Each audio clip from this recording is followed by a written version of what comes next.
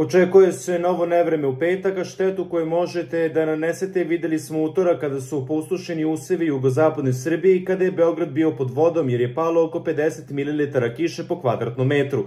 Nepogode praćene obilnim pljuskovima, grmljavinom i gradom u utorak su pogodile Srbiju, a nad našim nebom su se nadvili gradonosni oblaci ogromne energije poput atomske bombe, kako slikovito uporedio direktor RHMZ profesor dr. Jugoslav Nikolić. Meteorolozi upozoravaju da nas ovako nevreme očekuje i sutra. U petak 8. jula obilne padavine se očekuju u krajevima južno od Save i Dunava, naročito na jugozapadu i jugu Srbije.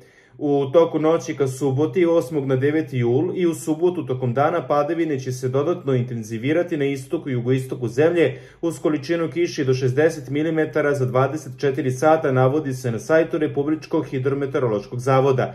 Direktor Republičkog hidrometeorološkog zavoda, profesor dr. Jugoslav Nikolić, kaže za Kurir da je u utorak najviše padavina bilo u istočnom Sremu, južnom Banatu i u Beogradu.